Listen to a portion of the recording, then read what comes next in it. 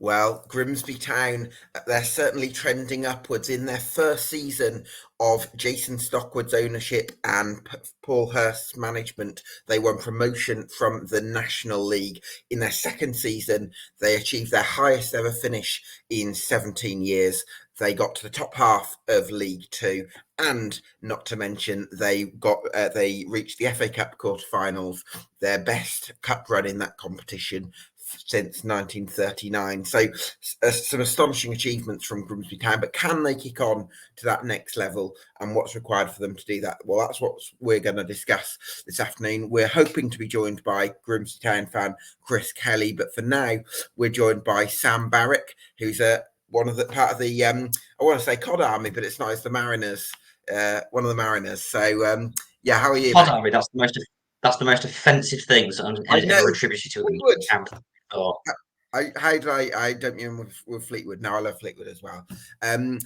Yeah, so I want to come to you then, Sam, on yeah, really how Grimsby Town have achieved what they have over the last couple of years. First of all, the kind of the comparison between the last 2 years, sort of set against or juxtaposed against what happened prior to that, is extraordinary, frankly.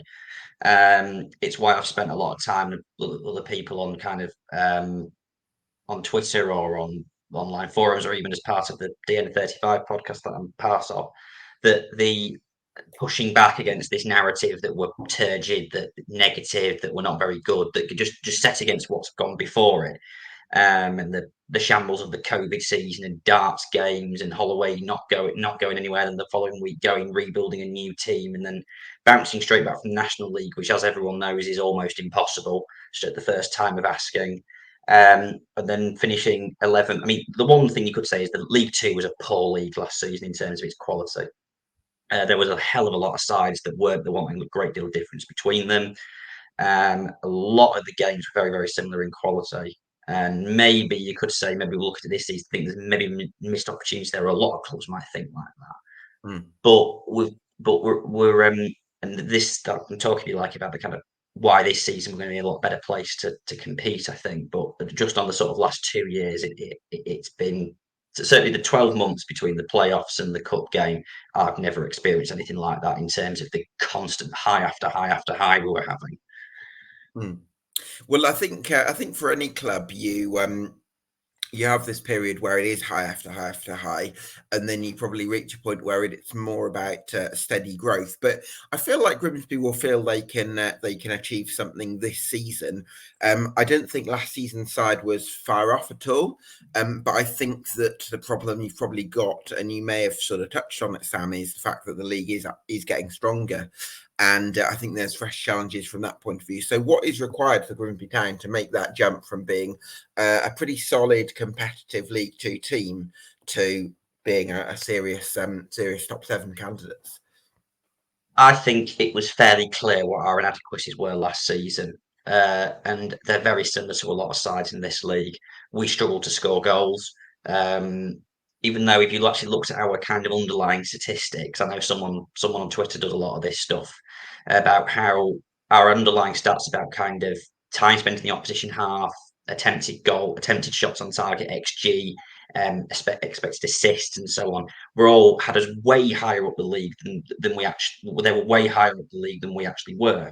So there's kind of an underlying encouragement to that. But we need more cutting edge. I mean, we needed more cutting edge at the sharp end, and I always thought we needed a better goalkeeper as well. At the moment, we have no goalkeeper officially. Apparently, we're signing a Well, guy from Harvey Hull called Carr, Harvey. yeah, Harvey Cartwright. I was going to say, yeah. It's not been confirmed by the club. I don't believe anything until it's on the website. But so the basis was there, but there are key areas like terms of the goalkeeper and the strikers and the wide players indeed, which Hurst has already. The strikers and wide players, as you can see from the signings of Rose, Wilson, Vernon, and Issa, are kind of on a different stratosphere, I think, to what we had at the back end, particularly at the back end of last season. Yeah, and I really like the signing of Danny Rose as well because I felt Grimsby last season were a very good second ball team, very aggressive. But I think that when Ryan Taylor was absent, there wasn't anyone really that the ball would stick to, and I think it was difficult to No. expect Ryan Taylor to start 40 plus league games and be sort of fresh to write that. So what I really like about Danny Rose is first of all the consistency that he'll bring. At the back end of last season, Stevenage only had him and Jamie Reid pretty much as their only available strikers. Danny Rose started all the games, and he had that sort of consistency and reliability. He's a workhorse. He's got a great spring on him, but also I'm hoping he's someone that the ball can stick to. So if Grimsby can be a strong second ball team and a really good first ball team, then hopefully things can come together. Yeah, I mean the loss of Taylor last November was crucial to our kind of decline in form over the winter, allied to the cup run and distractions around it. But the last season we were noticeably harder to play against when we had Taylor in the side because the ball just didn't come straight back. And also he occupies defenders in a way that by the sounds of things, Danny Rose, if he does anything, it will be occupying defenders at the very least, which I think is Absolutely, yeah. very, very, very important at this level. But I'm still expecting the fundamentals of the league to be the same. That there isn't going to be a right lot of quality. There isn't going to be a right lot of pace and You don't think the like quality is going free to flowing improve? football. With Gillingham help spending more, Wrexham and Notts County coming into the league, Colchester I'll maybe. My view is forget Wrexham and Notts County. They're going to go straight through the league, and I mean everyone thinks Wrexham will go straight through, but Notts County's only got 4 fewer points than them. Mm, If you finish above either of those two, I think you'll go automatic promotion. I may mm, be wrong, but I just don't see. I mean, what did they both get? 20 odd points. Sorry, 10. What is it? 20 odd points more than the promotion side the season before or something. I mean, the mm, levels are daft in terms of how the level they're already operating at. And Wrexham haven't even signed a player yet. But mm. anyway, this is not a Wrexham podcast. No, I think they're going to be talked about a lot in League Two. Um, yeah, so I think do you know I've got mixed feelings about the summer business, Sam, because as I mentioned, I really like the signing of Danny Rose. I like a couple of the defenders that you've brought in, Harvey Rogers and Toby Mullicky. But I look at it and I think you look at Donovan Wilson, who probably plays at his best alongside a strike partner in a front two.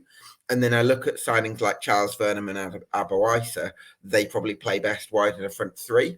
So my slight concern when it comes to the transfer business is that I don't feel like you recruited for a dominant formation, and that's a little bit of a red flag for me. I don't know. It was a lot was talked about. Hursty's talked about it a lot. This recruitment guy he's brought in called Joe Hutchinson, and a lot of the players who have signed have talked about how speaking to him. So I'd be surprised if we haven't recruited in terms of thinking strongly about how the players are going to integrate together. The thing, how we got promoted from the conference was is we had Taylor was like a front man, McAtee just behind him, Rico Souza primarily on the right, and then Harry Clifton on a sort of inverted left position. Mm. I wouldn't be surprised if we reverted back to that sort of system this season with maybe Wilson and Rose Four for the two, front four two. two three one. Yeah, with Harry Clifton as some sort of inverted left winger, one of Vernon or Issa, and then two midfielders, one of which should be hopefully, if we can extract more out of him, should be Alex Hunt behind. That's how I guess Hurst might But go about yeah, it. But I get that, Sam. But then Donovan Wilson is a very different type of player to John McAtee. McAtee's the type of player yeah, who can drop in and link play in midfield. Wilson's a second striker who likes to get in beyond. So he'd make it more like a 4-4-2, I think. yeah, but you got Harry Clifton on the inverted wing position. He's got the legs to basically play out wide and in central midfield. And Charles Burnham's apparently improved his defensive work rate quite a lot as well. I have absolutely no concerns in otherwise that Hurst has not signed these players with a very clear plan. Okay. I just don't see how someone as kind of careful and sort of what's the word fundamentally cautious about these things would kind of basically go for Holloway ball and just go and chuck a load of players into a ball and sign a load of balls in the bag and pick one out and sign them. I just don't. That's just No, not how he operates. No, I'd be doing Hurst a massive disservice if I was to say that, but I do feel like he's recruited for multiple formations, and I don't know that I necessarily agree with that personally, but I certainly take your point on board. I want to bring in Chris Kelly, who's another Mariner. How are you, Chris? Yeah, I'm good. Cheers. Sorry for the delay. Technical No issue. worries. Yeah, we appreciate your time, mate. I just wanted to ask about how you're feeling about Grimsby Town's transfer business so far, and after in terms of building on a really strong last couple of seasons. I've been really quite impressed with the transfer business, to be honest. It seems structured, organised, concise. It kind of explains why we didn't dive in January when maybe the right players weren't available or wouldn't move here at the right times. So we used the loan market, and some disagreed with it, some agreed with it. It worked out okay in the end, and it's allowed us to do what we've done this summer in terms of paying fees for three players, giving out sort of longer term contracts to what would be probably, without doing disservice to the others, sort of a higher caliber of player really than what we had before. So I'm more than happy with it really. Charles Vernham, a lot of Mariners are really excited about the signing of Charles Vernham. I don't know if I'm necessarily rushing to get on board with him in the same way as others are. I want to get your perspective on that, Chris. Um, I I very much like Charles, but I understand the doubt from other people in terms of the consistency. But I really like what he has to offer because it's very much different to what we already have. Um, Obviously, we've added Abo Isa now, but one thing we did lack last season, we had Otis Khan, McAtee when he was fit. Was a little bit of pace, a bit of creativity, a bit of somebody to do something a little bit different, which is what Charles is more than capable of if we can get him fit and fine and back to where he was when he was here. The other thing is he worked very well when he was here last time with Anthony Glennon on the left hand side there, and I'm Interesting. hopeful that them two can sort of hit it off again and it can spark a good partnership down there next season. We'll have to wait and see, but I'm It's hopeful. it's interesting you mentioned that actually because I remember speaking to a Bradford fan. This might be going back a couple of years actually, and there was this feeling at Bradford that when Charles Vernham was playing with Liam Rydhal, you got a completely different version of Charles Vernham until maybe when he was playing without. So maybe he is someone who relies on that sort of combination with the left back. So hopefully that can come to fruition. That's a really Yeah. interesting point. I think Sam, you touched on the possibility as well of Charles Vernham actually playing on the right and maybe rotating with Abo Isa, who Hurst worked with at Scunthorpe, but he's not played an awful lot of football in the last couple of years. Vernham or Issa, sorry. Sorry, Isa, yeah. Yeah, so Issa's had a kind of so there's a bit of a kind of narrative around him that he's just a kind of a crock, but he's had two injury last two seasons at Bradford. He struggled before that. He played 38 games one season and 41 the previous season. So it's like he's been unlucky with injuries, and there's hopefully not an inherent issue to it. He's not like Matt Wright, for example, or Sean Scannell, who just kind of essentially a waste of a wage because of the lack of players you're gonna get out of him. And I want to say about on the right. I mean, you could play Harry Clifton in that. I was talking about playing Harry Clifton in that sort of as like a wide come central midfield role. You could do that on the right hand side as like well a if you like want a them on the left. Peak Milner sort of League Two version. Yeah, there is a bit of James Milner to Harry Clifton actually. In all seriousness, I think without wishing to kind of overrate the pudding. But what I do know is that Hurst will know how he wants to play. He for the first time ever in his Grimsby as a sole manager of Grimsby Town, he had an opportunity to know which league he was going to be in before the season ended. No playoffs. A proper close season and a proper opportunity to really, really, really go for players that he wanted. And that's what I get. Last summer, there was a little bit of a suspicion that he was getting players who were left over mainly because you got with the season finished 6 weeks later than most other sides. This season he's got a bigger budget with the cup run. He's got more time. He's got a more established setup, and he's got less player churn than ever before. So the kind of fundamentals to it, I think, are very very encouraging, and that's why I just don't buy the argument that he's recruited. Sort of, there's been a scattergun approach on recruitment.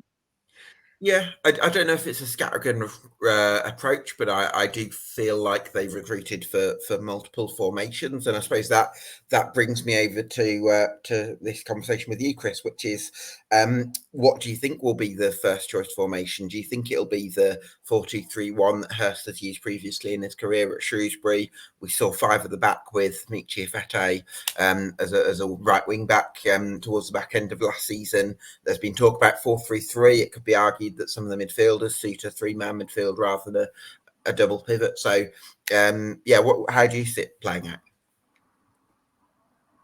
I mean, I think we'll swap around depending on opposition. That's something Hurst does a lot, is look at how opposition set up and sets up accordingly. But in terms of our first choice formation, I think we'll be sort of 4-2-3-1, 4-3-3. I think that is what suits us best. But we, like you said, we do have the options there with Malarkey and Rogers signing now. With Michi there on Malarkey, we can play either on the right side as centre back, and there can be sort of the overlapping centre back, which Michi did quite well when he played there before. He got forward from there quite well, and then it also allows the right wing back to come forward, and one of your midfielders sort of drops in. It does work more attacking than people think. People seem to see it as an all-out defensive thing, and it wasn't. We did get players forward with it. But in terms of with him bringing Isa and Vernum, I do think we'll be looking at playing sort of the two wide forwards as such in the 4-2-3-1, 4-3-3-ish mainly type of thing as our first choice. That's just my opinion anyway.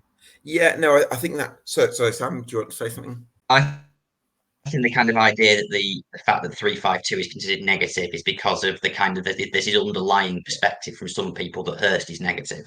Yeah. And he's kind of constantly worried about what the opposition are going to do, which he isn't actually. Last season, I think he just, because of the players we were forced to sign, he didn't have complete trust in a lot of them to sort of do what he wanted them to do. He alluded to that more in interviews as the season went on about how giving him instructions and it's just not going in. Whereas I think that's a completely different system if he's got better players, basically. I think I certainly don't think of Hurst as a long ball. I actually think he likes his teams to be very aggressive and very much in terms of if there's a 50-50 ball, I think he wants his sides to go for it. But I think when he's had his Shrewsbury sides, there's definitely been a sense of wanting to control games without having the ball and wanting to sort of dictate where the ball goes by how well organised you are against the ball as well. And I think that's a big part of how Paul Hurst likes to operate. I suppose that brings me on to another question, Chris, which is that template worked brilliantly in the FA Cup, where Grimsby beat higher league opposition 5 times, which is absolutely incredible. I think we'll agree. Can that same template be used to get you league consistency, or does a slightly different template be required? It's funny that particular template actually worked better, as you say, in the cup against what you'd class as the better sides.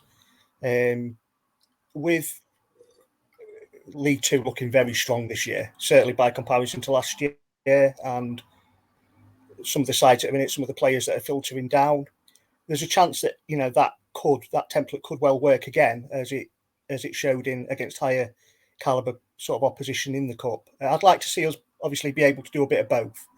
There will be a time for that, and I'm sure Hurst's recruitment sort of goes along with that. Looking at that template as a possibility, but not an out and out definite. I'd like to see us have a 2-pronged approach with that. I'm sure we will. Looking at the players we've got, it does look like we've got the ability to go either way with how we want to proceed, and it will be a little bit about what the opposition can offer as to how we set up, and also a little bit about how we can sort of get at the opposition, I think. And that comes with bringing the higher caliber of players in. It allows us to do a bit of both more, I think, this season coming up. Yeah, and I think key to that, Sam, will be the midfield. I don't know whether I should read anything into the fact that no central midfielders have been brought in, whether that suggests that Hurst has a lot of faith in the current set of midfielders. Chris has mentioned a few times the talents of Evan Curry. There's also Gavin Holohan in there as well, of course. Do you think this midfield is capable of creating in different ways? In different. I'd be surprised if we don't bring in a midfielder before the end of the transfer window. Nevertheless, I mean, Evan Curry looked in the games he played. I thought he looked decent, and there's a player in there, but I'd be reluctant to think he'd be starting 40 games a season in League Two next season. I still think there are question marks whether Kieran Green a top end League Two midfielder. He's very very good at what he does, but he's quite limited. Alex Hunt, we know from the days from the sort of first half of the conference season that he's a footballer beyond League Two in terms of his ability on the ball. But we've got to somehow find a way of getting more out of him. It's a little bit like Gareth Southgate and Trent Alexander-Arnold in the sense that there's a better player in there. It's just a case of finding a system and finding a set of players around him that make it work. Harry Clifton speaks for himself. I think we need someone with a bit more football in there, and maybe a more physical presence as well. Again, something Hurst has spoken about trying to make the side bigger and harder to play against. He spoke about that a lot in the sort of middle third of last season. But Hurst has never creativity in the midfield has never been that important to Hurst. It's always about battling, winning, getting on top of sides, not letting other sides rest, and you sort of let the forward players do the creating a little bit. In which case, I suppose that probably does tip you more towards Kieran Green, Chris. And I think when Paul Hurst was at Shrewsbury, he played with a double pivot, and I think Bryn Morris might have played in there a bit, but then the main one was Abo Agogo that year, who was this real tenacious midfielder who kind of reminds me a little bit of what Sam was saying about Kieran Green. I can sort of see the parallels there. And then his more creative player was actually the attacking midfielder called, John Nolan, don't you? So, I mean, whether you bring in a more advanced player, whether Gavin Holohan can play the John Nolan slightly more advanced creating role, because you are going to need something different at times, aren't you? Gav is brilliant at what he does. I wouldn't class him as a John Nolan type of player in terms of being on the ball and making things happen. Gav will find himself in great positions. He'll score big goals. He can put his foot in. He can handle himself physically. And but in terms of, I wouldn't class him as a great passer of the ball, if you know what I mean, or having a great eye in terms of finding players in a creative way. He's a bit sloppy if anything in possession, isn't he? Sorry? Or can be. He's a bit sloppy in possession if anything.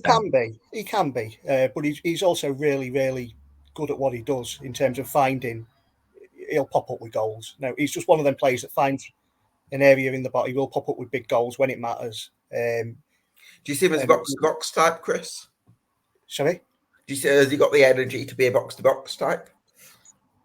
I think so still. I think last season what it was with a lot of the lads, Gav, sort of Danny Amos, Luke Waterfall, you've got to think we almost played 2 seasons back-to-back, and we had that long cup run as well. Because of the conference playoffs, the National League, playoffs didn't finish till sort of June when we won our playoffs, and then we were back in again straight away. By the time it came to the second half of last season, you could see a lot of tired legs amongst some of them lads that had been there through that. And I'm hopeful that after a good rest, which they all deserve this summer, some of them players will kick on again and be able to find that form again that they showed previous to that. But yeah, as Sam was saying, I do think I think we need one more midfielder in there. I'd like one that is a sort of like a John Nolan, if you get what I mean, but maybe a little bit more presence about him. I do think there might be one to come in there. We haven't added there yet. Obviously, Bryn Morris has moved on and gone to Newport. Different kind of player, really, Bryn. We've already kind of got what he is. which is kind of why I think he's moved on, if you know what I mean. Nothing that he did.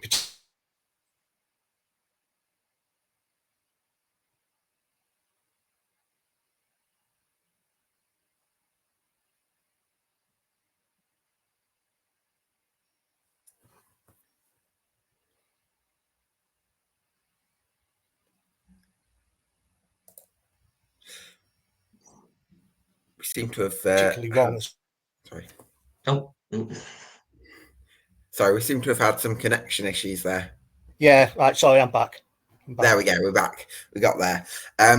Yeah, I mean, so Sam, you were mentioning there that you think another midfielder's going to come in. Do you have a feeling on what sort of profile midfielder that's going to look like?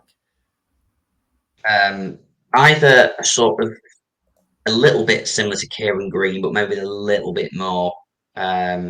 Maybe Kieran Green's physical attributes, but someone with a little bit Kieran Green with maybe a bit more football in them. I think would be helpful. And again, maybe somebody a little bit like a John Nolan type. But the issue with the Nolan type is he's a little bit of a luxury player, wasn't it? A very, very good player, don't get me wrong. But again, a little bit like Maxi, you'd have to structure the entire side around Nolan to get the most out of him. And given that this guy would be coming in later on, the chances are that the Nolan type wouldn't fit in because the side wouldn't be structured around him properly. Yeah, sure. No, but we do need a better the next midfielder we sign probably needs to be our best midfielder if we're going to compete at the sharp end of the table, which I think we all think we perhaps maybe should be. Yeah, well, hopefully the club can push the boat out. I mean, I'm always reluctant to put too high expectations on recruitment because, if player somewhere down the line there's going to be a risk with a certain player, or a certain player is going to have a limitation, and you have got to accept that at times. But maybe that's one of the areas where the club could maybe look at bringing in one more. Chris, I know you're a big fan of Evan Curry. Do you think there's a chance he could have a really big season this year? I think he'll be more involved within the squad, whether that's starting, coming off the bench, whether that's as a regular. I'm not sure yet, but I know Hurst really, really does sort of rate him highly. And he has come on physically as well, which is, sorry, just to go back to when you were talking about Alex Hunt before. I know Paul Hurst said he's like to get himself in the gym of late. And I think that started to show towards the back end of the season. He just looked to be that little bit bigger physically. And I think that'll help him in terms of being able to sort of keep on the ball at this level, being hassled, being able to push players off and find that pass, which is what we're all hoping, because he's got all the ability in the world, really, which is what we're hoping from. So if he's carried on that over the summer, which I'm sure has been the case, I'm hopeful we'll see the best of Alex Hunt next season. A little bit more physique about him, grown into his frame a little bit more, and then he could well be a big player for us from there. Going back to Evan Curry, he's also a versatile lad. He can play at left back, play on the left-hand side as well, which is why I think he'll probably find himself on the bench quite a bit, purely because then he gives options. And I think it's a big year for him. I think he'll be more and more involved. Whether he'll be what you call a regular or a mainstay, I'd probably edge against it, but I do think he'll certainly be more involved. Yeah, well, let's hope that's the case. I want to go back to the question of formation, Sam, because I know we've touched on that before, but it's occurred to me that you've brought in Harvey Rodgers, who can play on the left, but is primarily a right side defender. You've got Toby Mullicky, who's primarily a right side defender, and you've got Michi Fete, who's primarily a right sided defender. So that makes me wonder: is Hurst actually looking more at the back three for next season? Because that way you've got two of those players starting simultaneously, whereas if you play with the back four, maybe Mullicky could play at centre back, but I don't know. I'm wondering about whether it'd be Mullicky or Rodgers playing on the right of the back three and actually Fete starting as a wing back. The sort of two parts of my intellect there, the sort of case you presented there is pretty compelling in terms of the profile of player that he's signed. But equally, Hurst is on record as saying that he didn't really want to play a back three last season, and he was sort of forced to by virtue of the fact that a lot of good centre halves McAtee needed a midfield three behind him, and we had Otis Khan injured at the start of the year. So, but basically, we're sort of like, oh, we'll play back three then. Niall Maher's left-sided. I know he's right-footed, but he plays on the left of a back two or a back three, and I think Maher will be one of his first choice centre backs again this season. Frankly, if I was, I think the back four on the first day of the season will be Mishi, Rodgers, Maher, and Glennon. I'll probably be wrong, but I think that's what he'd go with, unless we signed Ryan Bennett, which we all still hold out hope for, but becoming increasingly doubtful. And then, of course, there's the imponderable of whether Waterfall goes to Chesterfield, as has been rumored in the last couple of days.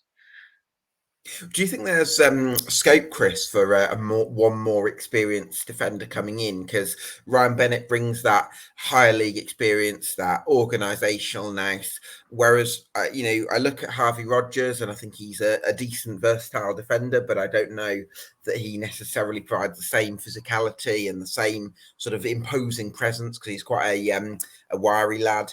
And then you've got Niall Maher, who's actually stepping up from the National League. And I just wonder whether, in that defence, do you need one more real strong centre back like a Ryan Bennett, or do you think the defence that you've got could really come good and become a real unit? We'd all like Ryan Bennett. I very much doubt it'll happen. Certainly now, more so now Harvey Rodgers has joined. I think we do need one more defender. What I would rather have is somebody. It doesn't have to, might well be a loan from. It's somebody with a little bit of pace back there. Niall's not no slouch by any stretch. Obviously, Luke's a warrior type defender. As for Rodgers, I'm not 100% sure on his pace, but I'd like somebody. I think the fact that he's played as a fullback in his career, I would expect him to be pretty quick. Yeah. We had Andy Smith last season, who had a little bit of pace. Not rapid as such, but he was quick on the recovery. If we do bring, as long as Luke stays, if we do bring another defender in, I'd expect it to be a youngster on loan from a club higher up, rather than a big physical presence. That's just my thoughts on it. I could be wrong with that, but. Yeah, no, I'll see that does make a lot of sense, especially if Grimsby want to be front foot and aggressive against the ball next season. They might need a little bit of recovery pace in there. You were excited about the signing of Danny Rose. I think we touched on this, Chris, before you joined on, but I think that's the real statement signing for Grimsby this summer so far, certainly. Danny Rose is one of them players that I've loved from afar for a long time at this level. I've always hated playing against him because he's such a pain in the neck for defenders to deal with. For what it looks like, he's not what you'd think is the biggest lad, and yet he's such a menace for defenders. 5'9", and yet he's brilliant in the air. He's an absolute menace for defenders, and he's an absolute menace to play against. I also think he's a perfect Paul Hurst type of player as well. So I'm delighted with that. I was more than happy with the first signing. Danny Rose is a statement. And I'm happy with that and where we've gone from there, really. So, Yeah, fantastic. How many more additions then, Sam, do Grimsby need? Well, two parts to this question. How many more additions generally? And also, how many of those have to go straight into the first 11? I can see you're doing your mental gymnastics there, but... we need a keeper who's going to play, that's for certain. Yeah. I think we need a midfielder who's going to start. Apart from that, I think the first 11 is pretty. On paper anyway.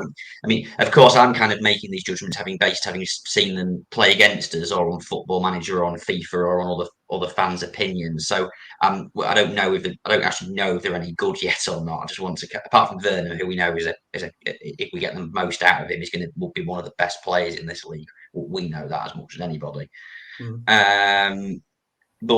I think we need one more midfield starter, one goalkeeper, and then I think the rest of it sort of to pad out the squad and add some competition. I don't know if Hurst is going for a sort of Stevenage-esque approach, where he's basically going to top load the squad, the first 11, and then kind of utilise the loan market underneath that to pad out the squad. So I'm going to say 2 keepers. I think he wants another defender of some description, probably a backup right back in some form, another midfielder, and another striker. I suspect he'll want a big centre forward to kind of ruffle a few feathers, like a Ryan Taylor plus is what I would call them. Yes, I remember you using that. Yeah. Yeah, no, it's interesting, isn't it? Because I think those are the sort of key areas. You want a midfielder who's a kind of Kieran Green plus, and a striker who's a Ryan Taylor plus. But I think you've already sunk a bit of the budget into Danny Rose. So, Chris, remind me, who else have you got as your striker options at the moment? Is Danilo Orsi still there? Yeah, Danilo. He ended the season well. Danilo, to be fair, yeah, he's still here, still part of things as far as I'm, aware. He'll play his part this season coming up. Obviously, Donovan Wilson there as well. Of course, yeah. And then Isa and Charles, who can do a job up front if need be. But like Sam said, I do expect a big, possibly a slightly more mobile version of Ryan Taylor, if possible, to come in, whether that's, again, a young sort of loan from the leagues above or what. But It's Jordan Barrick at Mansfield. That's the one he wants. After both games this last season, Hurst went up to him to speak to him. That's who he wants. But he's. When I watched him play, and he's like, "This is what you want. This is Ryan Taylor, who's younger, fitter, and more of a goal threat." Jordan Barry, sorry. But he's under contract at Mansfield. Yeah, but he's under contract at Mansfield, so you can forget that one. You never know if they can pay a little fee. You never know what sort of things can happen. Okay, and we pay fees now. For the first time in about 25 years. All very exciting, Sam, isn't it? Do you agree with Sam's claim that it's going to be another midfielder, another centre forward, and a goalkeeper? Those are the main sort of priorities. Yeah, two keepers. It looks like Harvey Cartwright's possibly joining on loan from Hull. Not been confirmed yet. I'd expect them probably, if Harvey does join, to maybe see a senior, very experienced, been around the block kind of keeper there as well. And then you've got a bit of both, and they can compete for the jersey then. But as Sam said, I pretty much agree with what Sam said. Maybe just, I think Kieran Green, hopefully, he came in last season on the back of a bit of an injury hit season at Halifax towards the end of that, and I think it started to show a little bit. Obviously making the adaptation to Football League as well, rather than, I'm hopeful that Kieran will kick on this season and really show what he's all about. I'm hopeful maybe just a slightly more box-to-box creative midfielder than that. But other than that, I agree with what Sam said, really, exactly the kind of things that we're looking for. But we're not far away now. And it's a nice place to be, because usually, in the past we've been scrapping around late on for what we can get, really. Whereas at the minute it all looks planned and structured, and we look organised and where we need to be. Yeah, well, two things I had. The first one is that, it looks like Hurst has got who he wanted, hasn't it, as opposed to who he's been given. There's a fundamental difference between those two. And the second one is, another thing that gives me encouragement, is the number of players last season who were either learning the game, in terms of players like Glennon and Hunt, and then other players like Mishi and Green and Marr, who were learning the league, that either not played in the league for years, or they've never played in the league at all. So you'll be able to remember, because very early on in my memory was Rob Jones sort of took off in his second season. Maybe we could have a little bit of that next season, which could really sort of help us out a lot. And there's a lot of potential in the squad that mainly the most of the media won't know about. Yeah. The other thing is, last season and previous season, we've had a lot of either sort of young lads that have joined on loan, or we've had older heads. Whereas at the minute, signing are sort of 26 to 29 years old, and they're in the prime. And like Sam, the majority of them have played at this level or higher. I'm hopeful this season will kick on. Yeah, that sounds really exciting. What are your expectations for Grimsby Town this season then, Sam? Do you think playoffs are an expectation rather than a hope, or are you still sort of keeping things a little bit measured? Nah, there's still a hope, not an expectation. There's that many sides: Wrexham, Bradford, Stockport, Notts County, Gillingham, who are going to be able to still blow us all out of the water. Green, MK Dons. Yeah, exactly. So these guys are going to be more well known about, for certain. So I think it's going to say, oh, we should be outperforming these sides who've got bigger budgets than us. That's just that's foolhardy. But I expect us to play better football, to play more, to offer more of an attacking threat, and maybe finish inside the top. I mean, finish 10th is technically progress, but hopefully hang around the edge of the playoffs for longer than we did last season. I mean, who knows? We could do a Leyton Orient and just kind of take everybody by surprise. I don't really think anybody expected Orient, Stevenage, and Carlisle to be 3 of the 4 promoted sides last season. Yeah, you never quite know. What about you, Chris? Same, really. There'll be some that do expect us to, almost have an expectation that we'll be in the top 7. I think, like Sam said, I think that'd be a little bit disrespectful to the league we're in this season, which I think is the strongest League Two for some time, with what's coming up and what's coming down and what's being spent within the league. So I'm hopeful we'll finish, and we'll be competing for the playoffs, but my expectation would be to maybe finish again in the top half. That would be my expectation. Whereas it's a hope to finish in the top, be up in the top 7 there and go from there. But it's not beyond the realms of possibility. Hurst has got the players he wants. We can set up in various ways. We'll be able to pick up points. We'll be very competitive. Yeah, I certainly agree with that. I want to ask you, Sam, about Anthony Driscoll-Glennon. We sort of touched on him earlier. Do you think he's someone that's capable of playing a huge part if the Mariners are to get into the top 7?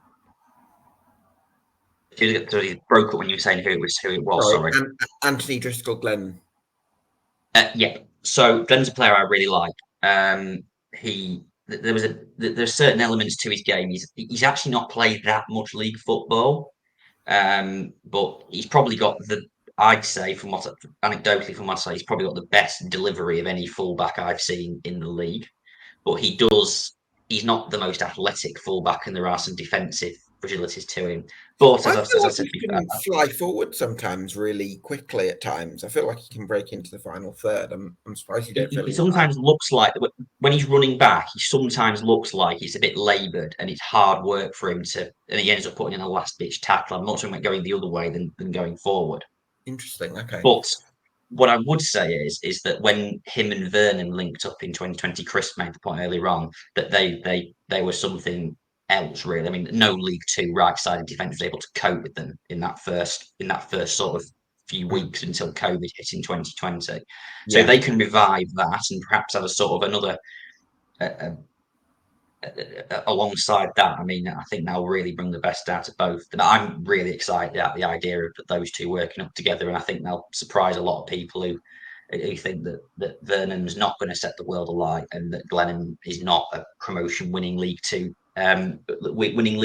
fullback. Frankly, I think they're both really, really good players given the right set. Yeah, well, we'll have to see on that one. Chris, any youngsters the sort of on the verge of breaking through at Blundell Park? Whether you'd say on the verge breaking through, I'm not sure. There's Edwin Essel, who I think Hurst likes a lot. Well, I do expect he'll probably, once the squad's sort of fully complete, he'll probably head off on loan down into the non-league again for another stretch there. Where does he play?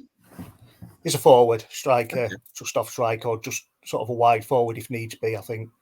There's also Aaron Braithwaite there, who a midfielder again. He's another one who I think Hurst likes, but I don't think he's close to. I don't think he'll be breaking through as such this year. I think he'll probably head out on loan again. There is some coming through, some good players coming through. Neil Woods does a tremendous job with the youth team there. Yeah, you've mentioned him before, the work that he does. Yeah, I suppose it's difficult to get the right progression plan sometimes, because you want to develop players that are capable of playing at least in League Two and possibly even League One, given where you're hoping to be in the next 2 to 3 years. So I guess it's the case of balancing, not asking too much too soon of these players when it comes to the loan strategy, but also making sure that things develop at a pace that means that they can go on the trajectory that you need them to go on as a club. Yeah, I think with our youngsters, Evan Corey's kind of ready for being involved in the first team structure now, and Essel, Braithwaite, aren't at the point yet. So there's nobody at the point where it's going to be a breakthrough as such. So I do think Evan will form part of the first team squad. The others will go out on loan. I think next year, providing they have another good year on loan, will be the year we maybe see Eskil and Braithwaite push back in towards the first team sort of squad thing again.